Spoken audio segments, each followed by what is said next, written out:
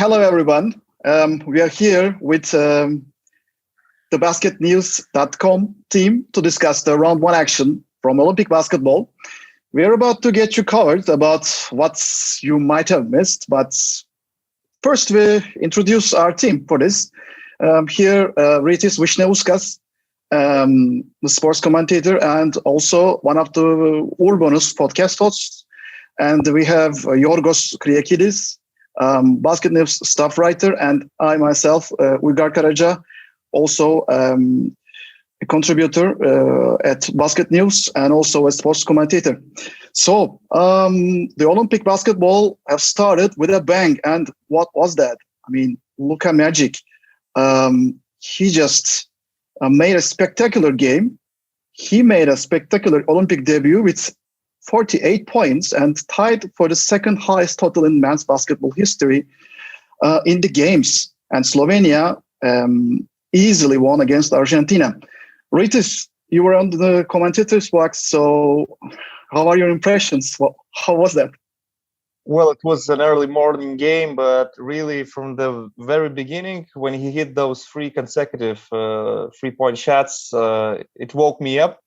And it was really a masterclass. And I would say that if he really wanted to break Oscar Schmidt's record, he would definitely have done that, because he was taken out of the game like with 4 minutes and 35 seconds left, I believe, and he had 48 points. And I do believe that he didn't even know about the record. Just after the game, he got those questions and he responded sincerely, saying that he doesn't care and he's just here to help the team and to try to win and do some big things with Slovenia. So I was expecting something big from him, but not a 31-point first half, because, you know, still this is like a FIBA game. And, you know, he's going to dominate. He knows the differences between FIBA and the NBA. Everything is really easy for him. But 31 points in the first half, I was like shocked. In the third quarter, let's say he was saving some more energy, giving out some assists to Mike Tobey and other guys. And then in the fourth, he once again started scoring.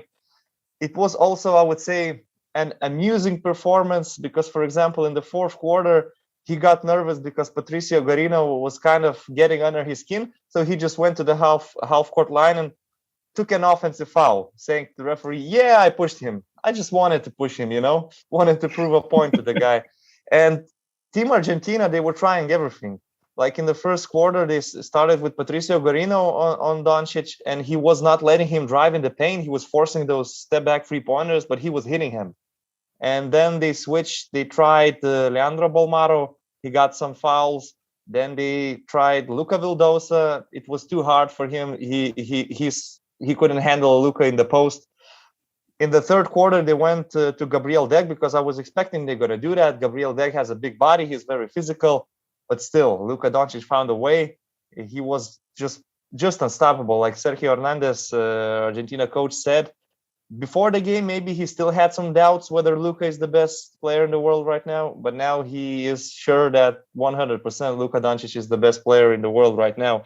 Because let's say the American superstars, they need some time to adjust to the FIBA rules, different type of basketball. Luka doesn't need that. From the first possession, he was dominating, and it was just amazing to watch. And another thing, that having him controlling the game, controlling the tempo, Slovenia in a 40-minute game has possessions like in a 48-minute NBA game, and it ends with the score 118-100. It's really amazing, and maybe perhaps it's a favorable matchup for them to play veteran teams like Argentina and Spain that cannot really run with them.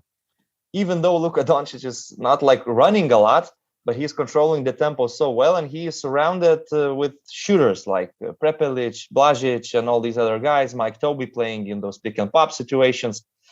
Another thing I would add, that Luka was good on defense as well. He had some blocks, some great rebounds, and he was just all over the place. So I'm really impressed and excited to see what Luka Doncic is going to do more in this tournament. Yeah, for the record, that Olympic record held by Oscar Schmidt in 1988. That was a game that Brazil lost, actually. So Luka Doncic's second best performance, equaling the second best performance in that sense, is also special. And he equaled the performance of an Australian guy, Eddie Palobinskas, who had 48 for Australia in 1978 games, 76 games, sorry. You summarized it very well. So it's just not Luka, I think, but the surrounding guys were also great. And his understanding with Mike Tobey and their collaboration was particularly, I think, impressive for that matter. So Slovenia won very easily against the World Cup finalist Argentina. But the surprise of the day was the previous day was maybe France winning against USA. It was a shocker for some people, but not for Greg Popovich, of course. Greg Popovich disliked that word surprise. Well, I think that was a surprise because every time USA losing an Olympic game, I guess it's a surprise. Of course, we have to respect for all the teams that are playing, but this USA team is playing 144 Olympic games, and it's the sixth time they lose, and only fourth time after the Dream Team came, and first time after 2004, which ended a 25-game Olympic streak. So figures tells a lot, but how did it happen? But first of all, France, I guess, showed their physicality. They dominated the rebounds, and they dominated the 50-50 balls, and they somehow managed to score from those broken plays, which really hurt USA in the critical moments. And the individual performances were really different. Okay, let's make some fair. Let's do some fair to United States because, well, this team have only two players from the previous World Cup in 2019, Chris Middleton and Jason Tatum. So the team gathered together, but it's almost every time like this. So it shouldn't be a big problem. In comparison with France, the French team has many guys who were playing in the previous World Cup, where they managed to beat USA. Also, of course, there are not stars like LeBron James, Stephen Curry, and James Harden, and also Bradley Beal had to go, and he couldn't join the team. But still, this USA team had big problems in offensive spacing, and at one point, despite all, they were leading by 7, 3 minutes remaining. And that's the most surprising part for me because Nando De Colo, who is not very well-known defender or who is not known for his defensive skills in EuroLeague, managed to force mistakes, the USA guys. I mean, Damian Lillard could have used those mismatches, those switches, because he was matching with Mustafa Fall or Vincent Poirier. He's much faster. He could just dribble in and attack the rim. Same goes with Devin Booker, same goes with Chris Middleton, same goes with Jason Tatum, but they never did that. So they couldn't offensively organize themselves very well, and it was Jrue Holiday that carried them up to a point. But in the end, French players and French team, I guess, got a really, really well-deserved win. What do you think, guys? Were you surprised or were you kind of expecting this sort of a competition, let's say? Yorgos? No. The competition was to be expected, I guess. If there is any solace for the U.S. basketball team right now, is that they still have chances ahead of them to salvage, let's say, their Olympics. Okay, it's the first game. I get it. We've seen them play friendly games in the past. We've seen them lose to Nigeria, for example. I don't go along with with Coach Popovich and ESPN analyst Tim Legler calling the US defeat a wake-up call. I think that the alarm clock went off when Team USA lost that game to Nigeria and Australia, the friendly games I mentioned earlier. I agree that there's some room for improvement, yes, but given the time limitation, that room is minimal.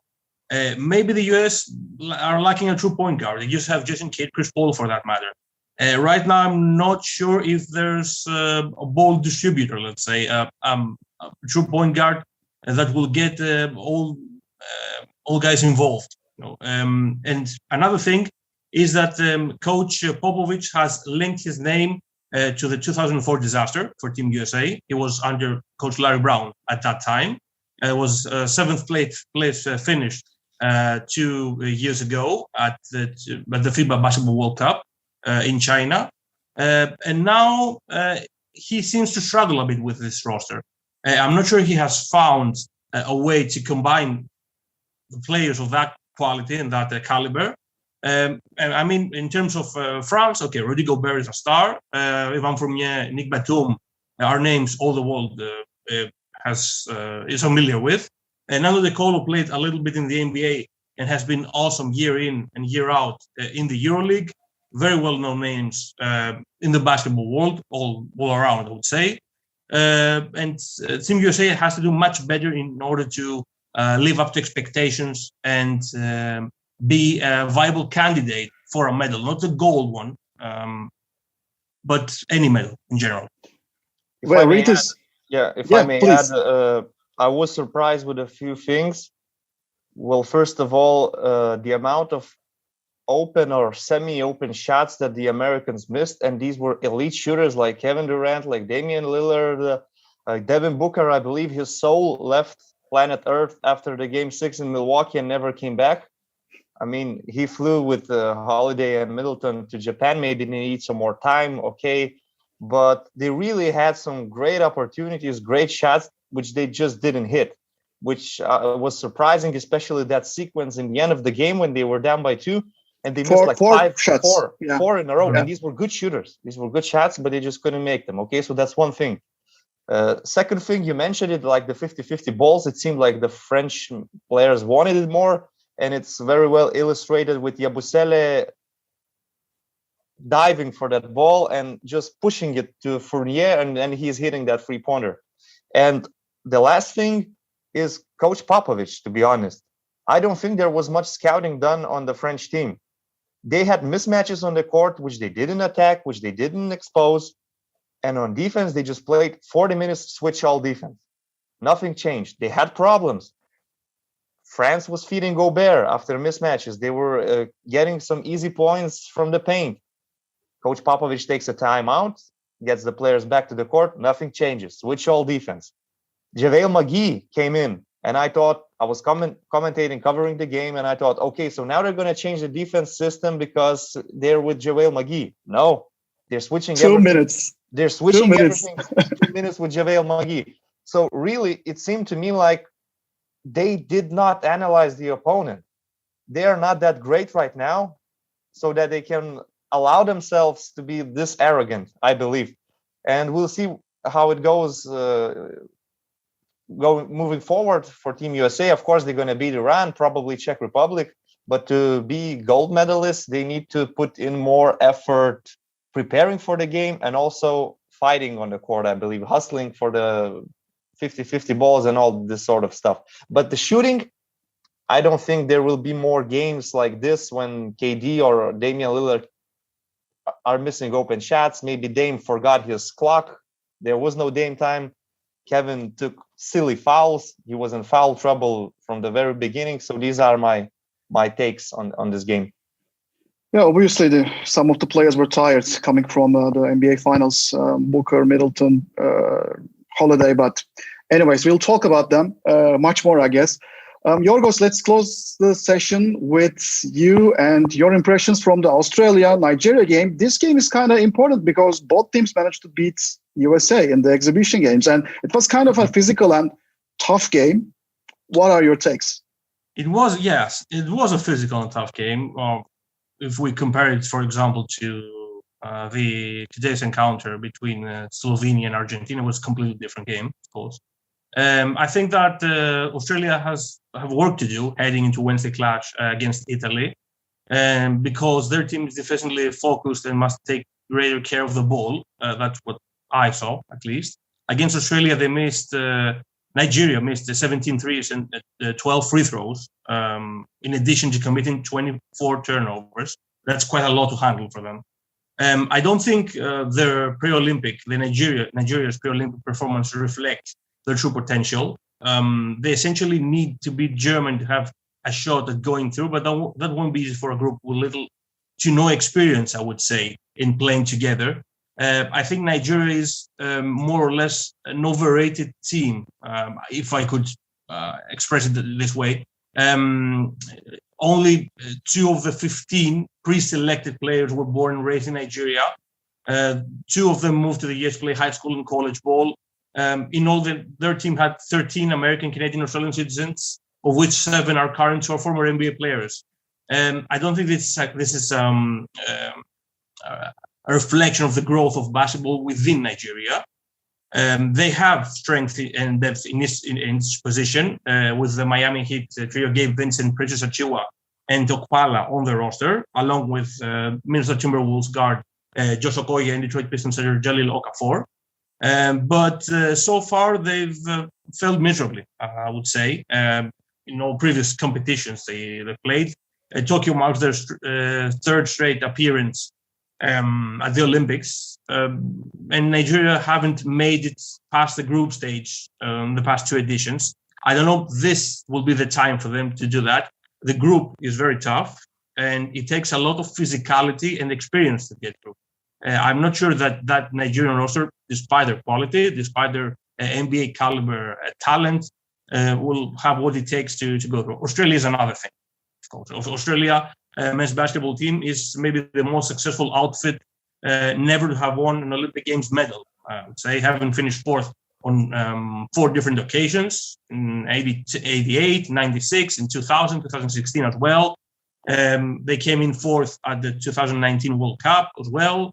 And if there's one indisputable fact about international basketball, that's familiarity and time together, ensuring consistency at both ends of the floor. I think Australia has what it takes to aim higher. And as Joe Ingles said in Las Vegas, this unit has been building since the likes of Patty Mills and Mada Lavadova emerged in 2008, 2009, I mean, about 15 years ago, and went on to establish a new culture. Yeah, we are close to the end, but let's remind you that Italy won against Germany, which was a really good European brand of basketball, 92-82, but it was a full of runs game, and Italy came back to win against Germany in Group B, where Australia and Nigeria is there. In Group A, Czech Republic won against Iran, 84-78. And at Group C, the game just finished 1 hour ago. Spain managed to beat Japan 88-77, but Japan tried to come back courageously. So it was a nice game as well. So that's all for round 1 of Olympic basketball action. And thanks for watching. For more, please visit BasketNews.com and check out our YouTube channel. And for audio content, look for Basket News Talk on all audio platforms. Well, guys, Rytis and Yorgos, Rytis Vishniauskas and Yorgos Kirekedis, thank you very much. I myself, Uygar Karaca. I hope to see you in the next video casts, and I hope we will have a very nice Olympic campaign ahead of us. Goodbye. Goodbye. Bye.